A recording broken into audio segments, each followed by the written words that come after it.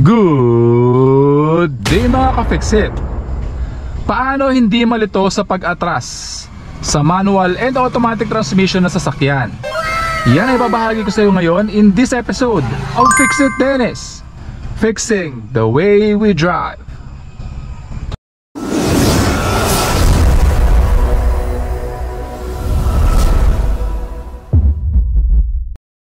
Okay mga ka-fixit, marami na pong ka-fixit natin dyan na nagre-request ng video na ito. So paano nga ba tayo hindi malilito sa pag-atras? So papakita ko sa iyo yan ka-fixit. Ito, dediretsohin natin ang kalsada yan at aatras ako dito sa uphill na ito. Disengage natin yung ating handbrake, clutch all the way down, first gear, 1000 RPM of gas, clutch to the bite point para umarangkada yung ating sasakyan. Ayan, at pag 10 kilometers per hour na yung takbo and above, pwede na natin bitawan yung ating clutch all the way up dahil di na tayo mamamatayan ng makina at this point. Paunahin naman natin si ate at siya ay nakatutok sa kanyang cellphone. Ayan, so okay. So may problema kasi yung sidewalk na hindi malakaran, kaya ganon. Ayan. So titingnan ko lamang dito sa ating side mirror. Nakita ko na yung gutter na ating lilikuan. So ayan, kitang-kita ko na mga ka-fixit. Bababa natin ng konti. Ayan. Okay? So kapag umaatras tayo mga ka-fixit, palagi nating tatandaan para hindi ka malito kung saan mo ipinaling yung iyong manibela, doon din pupunta yung iyong likurang gulong. Okay?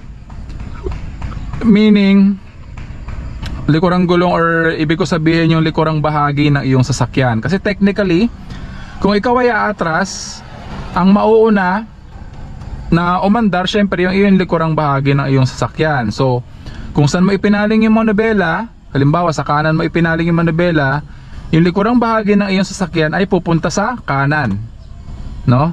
Sa kanan natin. Kung tayo nakaharap dito, papunta sa kanan natin. Kung sa kaliwa mo naman ipinaling yung iyong manibela, syempre yung likurang bahagi ng iyong sasakyan ay pupunta sa kaliwa. Sa kaliwa mo dahil dito ka nakaharap. Okay mga ka-fixit? So yan ay ipapaliwanag ko sa iyo sa video na ito. So ito, kagaya nito, nakahinto tayo dito sa kalsada at tayo ay aatras doon sa may uphill na yon. Ayan. Okay? So para maka-atras tayo dyan smoothly, ang gagawin ko, brake pedal, disengage ko yung ating handbrake, clutch all the way down, reverse gear mga ka-fixit. Ayan, naka-enable na yung ating reverse camera. Malaking bagay nga pala mga ka-fixit kung meron kayong reverse camera kagaya nito ha. Ayan, kitang-kita ko na clear na yung likuran natin, pati yung lilikuan natin sa pag-atras. Ayan, no, kitang-kita ko yung gutter. Malaking tulong din na painted yung gutter, no? Ayan, malaking tulong. Kitang-kita ko rin sa ating side mirror. So kapag ka-clear na at pwede na tayong umatras, ayan, unti-unti na akong aatras. Ayan. At dahil kita ko na yung pula natin nasa gilid na ng gutter, at kita ko rin dito yung gutter, sisimulan ko na naipaling yung ating manibela papunta sa kaliwa, papunta sa kanan. Sorry. Ako na mismo yung nalilito. So ayan, dahil nakapaling na sa kanan yung ating manibela, pupunta rin sa kanang bahagi ng sasakyan, sa kanang bahagi ng kalsada, yung likurang bahagi ng ating sasakyan. Ayan. So kita ko sa ating side mirror na pasok na tayo dun sa linya ng ating lilikuan paatras. At ang gagawin ko na lamang ay unti-unti kong ibabalik sa kaliwa yung ating manibela. Ayan. Para dumiretso yung ating sasakyan. Ayan. Tapos i-guide ko na lamang yung ating manibela, ay ating sasakyan sa pamamagitan ng ating manibela para dumiretso siya sa kalsada na ito. Medyo uphill nga pala to mga ka-fixit ha. Yan. Diba? So pasok na tayo sa kalsada na ito. So habang ginagawa ko nga po pala yung pag-atras, hindi lamang yung ating side mirror yung ating tinitignan. Tinitignan ko rin yung ating rear view mirror or ating yung rear view camera sa pag-atras kung clear. Kasi syempre medyo delikado po yung ginagawang pag-atras mga ka-fixit, no? Kasi hindi mo kita ng maayos yung buong kalsada sa likuran. So nagbe-base lamang tayo sa ating side mirror at sa ating rear view mirror or sa ating rear view camera para makita natin yung likurang bahagi ng sasakyan. At saka may mga blind spots po yan mga ka-fixit. Kaya yung iba nga po ang ginagawa nila, gumaganito pa sila. Yan. Tumitingin pa sila sa likuran na gaya. Pasensya na, nandito yung mounting ng camera ko tumitingin pa sila sa likuran bahagi ng sasakyan na ganyan para mas madali nilang makita, at saka nakakatulong din kasi yun sa kanila para ma-steer nila ng tama yung kanilang sasakyan. Okay? Kasi basically kung nakaganito ka tapos ini-steer mo yung iyong sasakyan ng ganito habang umaatras ka, mas madali mong namamaniobra yung iyong sasakyan.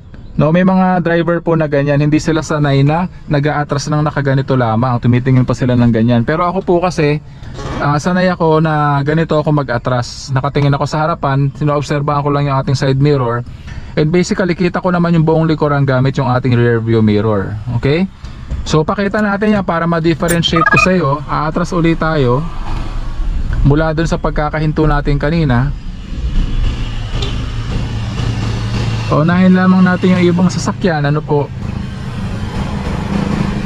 Yan. So pag nakalampas na sila, ulitin natin yan. Tingnan ko kung kita ko na yung gutter nung lilikuan natin. Ayan, so kita ko na sa ating side mirror. So ang gagawin ko naman ngayon mga ka-fix, aatras ako, gaganyan ako para makita natin yung likuran. Okay? So reverse. Kita ko na yung likurang bahagi ng ating sasakyan sa pamamagitan ng ating reverse camera. So aatras na po tayo. Ayan. So aatras tayo gamit yung ganitong method, no? So pag pinaling ko yung aking manibela papunta sa kanan, yan, pinapaling ko na mga ka-fix, pupunta rin sa kanang bahagi ng kalsada yung ating sasakyan. Ayan. At pag nakita ko na diretso na, ayan, diretso na mga ka-fixit, ibabalik ko na sa kaliwa yung ating manubela para dumiretso yung ating sasakyan. Ayan, pero kulang pa, konti pa. Ayan. Okay. So ayun mga ka-fixit, actually okay din naman yung method na yun na umaatras ka gamit yung ganitong method, no? Yan, medyo nababawasan yung pagkalito kasi parang nagiging harapan mo yung likurang bahagi ng sasakyan kasi doon ka nakaharap. So kung saan mo ini-steer yung iyong steering wheel, makikita mo agad kung saan pumapaling yung puwetan ng iyong sasakyan or likurang bahagi ng iyong sasakyan. Kaya naiintindihan ko kung bakit prefer yun ng ibang mga driver. Pero ako kasi, doon ako nasanay sa method na ginagawa ko nung una, na kung saan umaatras ako, na inoobserbahan ko lamang yung ating side mirror and rear view mirror. Okay? So kagaya nga sinabi ko kanina, malaking bagay na meron kayong rear view camera. Kaya kung wala pa kayong rear view camera and front view camera, I suggest magpakabit kayo, no? Meron na rin akong video yung ginawa paano ikabit yung ganyang klase ng camera, at ilalagay ko yung link ng video na yun sa upper right portion ng video na ito, sa description below para mapanood mo. Kasi malaking bagay na merong dashcam, front and rear view camera. Malaking bagay po yan para matulungan ka sa iyong pagmamaneho. And basically, safety precaution mo rin yan, or safety device mo rin yan, just in case ma-involve ka sa isang aksidente. Meron ka ng maituturing na ebidensya na may ipipresent kung sakaling gusto mong gamitin yan as evidence, no? Laban dun sa nakadisgrasya sa'yo or nadisgrasya mo. So malaking bagay yan mga ka-fixit, magpakabit ka niyan. So siya nga pala dito, isa inatrasan natin ngayon, medyo uphill to. So kung mapapansin mo kanina, nagbibigay ako ng more gas than usual, no? Subukan ulit natin yan mga ka-fixit para maipakita ko sa iyo. Ibabahagi ko na rin sa iyo yan kung paano yung pag-atras sa mga ganitong klase ng kalsada. Kasi uphill po ito. Iba po yung pag-atras sa flat na kalsada kumpara sa pag-atras sa mga uphill. Okay? So kung umaatras tayo sa flat na kalsada, usually 800 o 1000 RPM sapat na. Pero pag umaatras tayo sa mga uphill na kalsada, depende sa pagka-incline ng kalsada na yan, itataas natin ng kaunti or bahagya yung ating RPM. Kagaya nito, aatras tayo dito. Yan. So umaatras na ako mga ka-fixit, nasa flat na kalsada pa tayo Ayan, pero pag nandito na tayo, pasok na tayo dun sa uphill, dadagdagan ko na yung RPM nyan.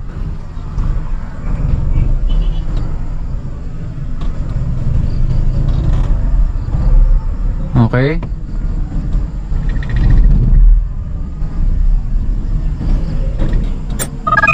Kasi kapag hindi ko dinagdagan yung RPM, mahihirapan tayong umahon dito sa uphill na ito ng paatras. Okay mga ka-fixit?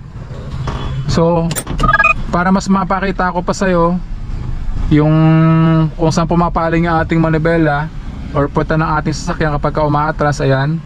Igigitna ko yung ating sasakyan, ha. Ayan. So kapag nag-reverse tayo at pinaling ko yung ating manibela papunta sa kanan pupunta yung puta ng ating sasakyan. Ayan, kagaya na nakikita mo ngayon, ayan, sa kanan siya pumupunta. Ayan. So ibalik natin. Kapag pinaling ko naman sa kaliwa yung ating manibela, sa kaliwa din pupunta yung puta ng ating sasakyan, kagaya na nakikita mo ngayon. Ayan. Okay. So pag kanan, babalik siya sa kanan. Ayan. Sumampa na ako sa gutter, pasensya na, wala namang ibang sasakyan. Yan, sa kanan, ha. Pag pinaling ko sa kaliwa, babalik naman tayo sa kaliwa. Yan. Kanan ulit. Yan. Okay mga ka-fixit. So hindi ka dapat malito sa pagmamaneho ng paatras on both manual and automatic transmission na sasakyan, kasi basically yun lamang yung dapat mong malaman at maintindihan, na kung saan may papaling yung manibela, dun din pupunta yung likurang bahagi ng iyong sasakyan. With that being said, palaging tatandaan na walang sino man ang pinanganak na magaling. Kailangan natin na sapat na panahon at pagsasanay upang maging magaling tayo sa anumang bagay. And that concludes our episode for the day. I do hope na sana may natutunan ka sa video episode natin ngayong araw. So kung di ka pa subscriber ng channel ko, please consider subscribing. Please like, leave a comment, and share my videos para makatulong din po sa iba. Again, thank you for watching. Hanggang sa muli. Paalam!